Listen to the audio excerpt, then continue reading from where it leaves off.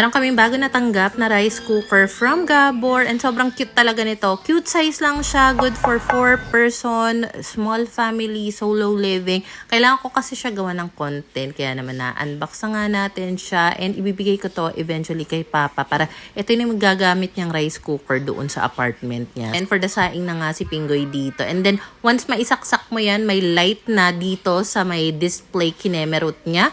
Pipiliin mo lang kung anong klaseng luto yung gusto mo. May adjust button, may preset button din yan. May kasama yung steamer, kaya pwede ka dito mag-steam ng mga siomay, siopa, o kaya kung gusto mo mag-init na mga ulam, pwede rin naman, ilagay mo lang sa platito, then ilagay mo sa steamer. So anyway, nga yung itsura niya pagkatapos nating makapagsaing. Maganda naman yung pagkakasaing, and ang maganda dito kasi non-stick na siya, so hindi talaga didikit yung mga sinaing mong kanin. Kasi ang problema doon sa ginagamit na rice cooker ni Papa, yung traditional na rice cooker, maganda naman talaga yun. It's just that lagi talaga siyang hirap magtanggal ng kanin doon sa inner pot. Gawa ng dumidikit ng husto. Kailangan niya pa ibabad ng matagal. So kinabukasan na nga pala ito. Nagluto si Pinggoy ng chicken fillet. Then gumawa na rin siya ng gravy. Ang sarap ng pagkakatimpla ni Pinggoy dito sa chicken fillet na to. So anyway, kumain na ako ng kanin kanina. Pero dahil gusto ko pa, nag-lettuce na lang ako. Medyo napadami kasi yung lettuce na bili ko nung kailan sa palengke. Kasi mura lang siya. Dumating na rin pala itong rubber pad na ilalagay ko dito sa ilalim ng chair ng bagets kasi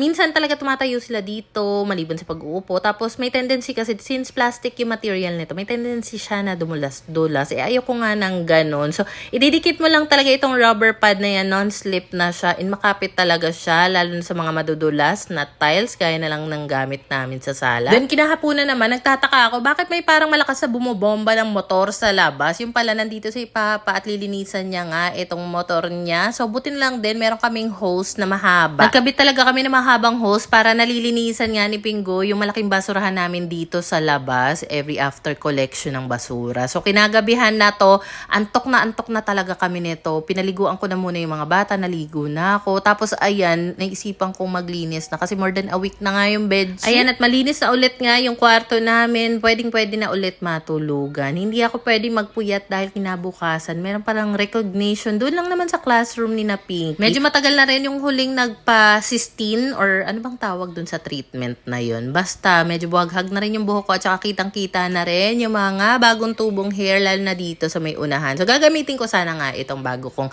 electric straightening brush from Yuli. Kaso nung i-on ko na, hindi ko napansin, lobat pala. Kasi ginamit to ni Pinggoy para sa 2 bagets ko. Tapos, hindi niya na i-charge. Ano ba yan? Kung kailan gagamitin ko na, lobat pala.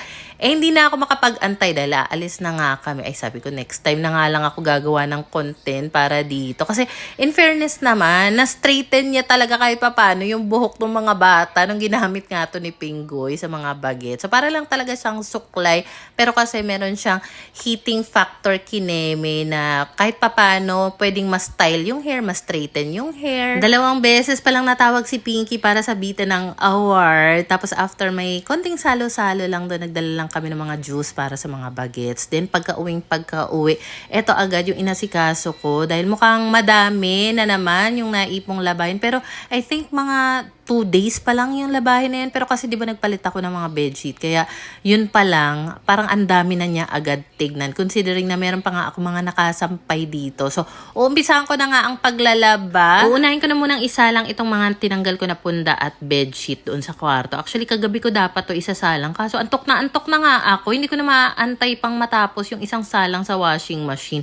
So, next naman, dahil nakapagsalang na tayo, pinagtatanggal ko na nga yung mga sinampay. So, ngayon, I think ang pinakamatagal na hindi ako nakakapagsalang ng labahin, siguro mga 4 days or 5 days. Unlike last year, grabe umaabot ng 1 buwan, 1.5 buwan bago kami maglaba. Ganon katindi. So, ang nangyayari kapag ganon, inaabot talaga ng siguro mga 4 or 5 days bago ko matapos yung mga labahin namin. So, since medyo madami-dami nga yung mga naipong kong labahin ngayon, partida, mga ilang araw pa lang yan, puno na nga halos yung laundry basket namin. So, kailangan i-clear ko talaga itong laundry area namin, alisin lahat ng mga nakasampay para naman maging bakante itong mga hanger namin. Limited lang din kasi yung mga hanger namin dito at wala na akong balak magdagdag pa dahil pag nagdagdag ako, para ko na lang din ini-encourage na mag-ipon ako ng mga labahin. So, wag nang gano'n. Wag na tayo bumalik sa mga hindi magagandang routine. Napansin ko rin na prone din sa alikabok dito sa may labas namin. Kaya dapat talaga araw-araw winawalisan din itong sa may labas area ng pintuan. So, dahil natanggal nga natin lahat ng mga sampay, nakapagwalis na nga tayo dyan, konting ligpit. Tapos, meron kasi ako ditong isang box ng Downy products. So, i-rearrange ko nga pala itong storage rack na katabi nitong washing machine. Natapos na rin pala yung unang load, kaya naman for the sampay na ako dito. Ang ginamit ko nga palang hanger para doon sa mga blanket, mga bedsheet, yung malalaki at mahahaba naming hanger para talaga mas madali siyang matuyo. So anyway, nag-declutter din pala ako dito, lalo na doon sa mga ilang gamit na hindi ko naman na ginagamit or hindi napapakinabangan para mabawasan din yung gamit na andito. Kasi maliban sa mga laundry stuff, yan na rin kasi yung naging another storage area namin dito sa may labas. May mga punda rin pala akong nalabhan. So, gagamitin ko na lang itong hanger na may mga sipit para isampay itong mga ito. Para mamaya, kapag tuyo na, mas mapadali na lang kaysa isa-isang hanger pa yung gamitin ko kada punda. Medyo matrabaho yung ganon. Kung ano-ano nga yung nakikita ko dito sa area na to, kaya naman kung ano-ano lang din yung nililigpit ko, gaya na lang nito na napansin ko na masyado mahaba na nga dito sa front yung table cover. So, ayan, medyo inayos ko. Binalik ko yung PVC na table cover and then nag-wipe na rin ako dito. So, nga pala ang ginagamit na naming upuan dito sa may mahabang table is yung namin, shoe rack na may upuan kasi saktong-sakto talaga yung height niya para sa lamesa. Alam mo, sobrang gamit na gamit namin ng tissue lately. Kaya sobrang thankful talaga ako na may mga stocks pa ako ng tissue dito. Dahil nga, nagkakasipon kami nitong mga nakaraan. Tapos meron pa pala ako ditong stocks na mga seaways. Alam mo, bumili pa ako nung kailan, nung nakaraan. Kasi akala ko ubos na. Naku, nanginayang tuloy ako dun sa binili ko. So anyway, buti na lang meron pa akong extra stocks Bale, dito sa pinakailalim na layer ng aming storage cabinet, ang pinakalagayan ng aming extra stocks na mga padala. Alam mo, parang hindi rin talaga ako nababakante simula na nagsimula akong maglaba dito dahil parang kakatapos ko lang magligpit dun sa cabinet. Next naman, ito, magsasampay na ulit ako. Anyway, meron pala akong kinikrave dahil matagal ko na nga nakikita yung mga Dubai Chewy Cookie, mga ganyan ba. Gusto ko talagang matry kasi wala akong idea sa kung ano yung lasa niya.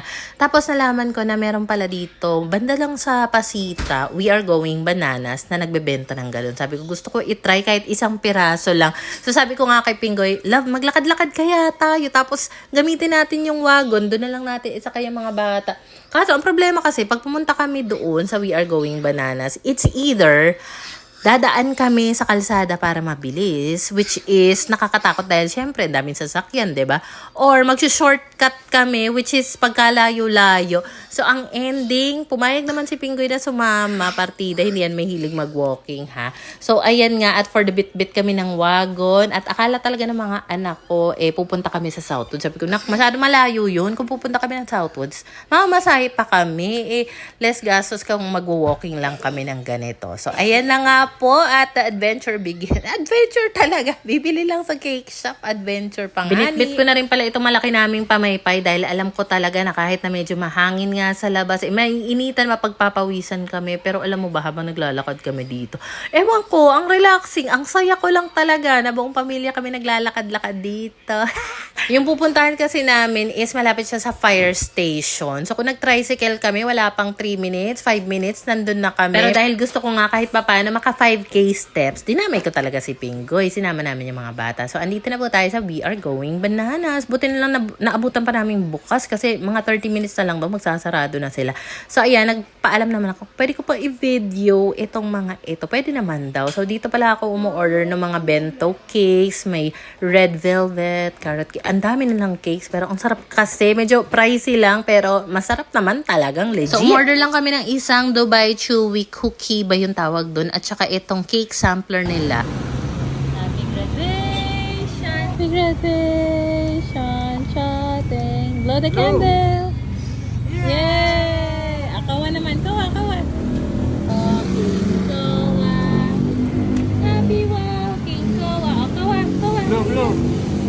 Yeah! Itong maliit na cake sampler nila, combination kasi ng red velvet at saka banana carrot cake. Tapos ito naman yung kanilang Dubai Chewy Kinemerot. Hindi makagat-kagat ni Pinky. Yun pala, na-realize namin, nakakailang subo na siya. Hindi niya makagat. Gawa ng hindi pa nga tumutubo ng ayos yung dalawang front teeth niya. So, first time namin lahat makatikim nito and so far, masarap naman siya. Kaya naman pala, nag-viral to kasi masarap siya. Ewan ko lang sa iba ha, na nagtitinda nito. Pero itong natikman namin from this cake shop, masarap talaga siya. Saktong-sakto lang yung tamis niya.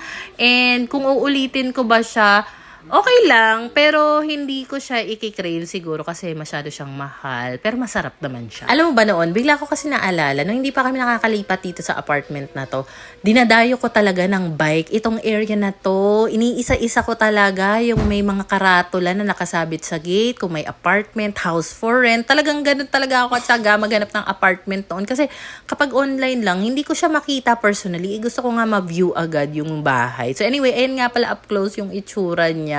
Naubos din namin agad. And yung cake talaga dito na, itong cake sampler nila, talagang gustong-gusto naming apat. Since meron nakaparada na fire truck sa harap, ayun, nagpicture-picture na rin yung mag-aama ko doon. Anyway, naglakad-lakad pa nga kami. Dito kami napadpad sa may sentro Pasita. Hanggang sa makarating kami dito sa may Bukana, sa may Pasita. Dahil nagutom na rin kami, kakalakad. Dito kami kakain sa may JT's Manukan. Kasi kaninang umaga, 'di ba, yung hindi siya moving up ceremony, recognition siya kanina ni Pinky. And sobrang nakakatuwa naman, may mga pa-award pa nga si teacher na inihanda para sa mga estudyante niya. Alam mo, kitang-kita talaga namin kay Pinky, tuwang-tuwa siya sa mga awards niya. Kaya ito yung aming simpleng celebration imnira. Gustong-gusto rin kasi talaga ng mga anak ko dito, yung sabaw nila na kaldo plus yung petso na manok.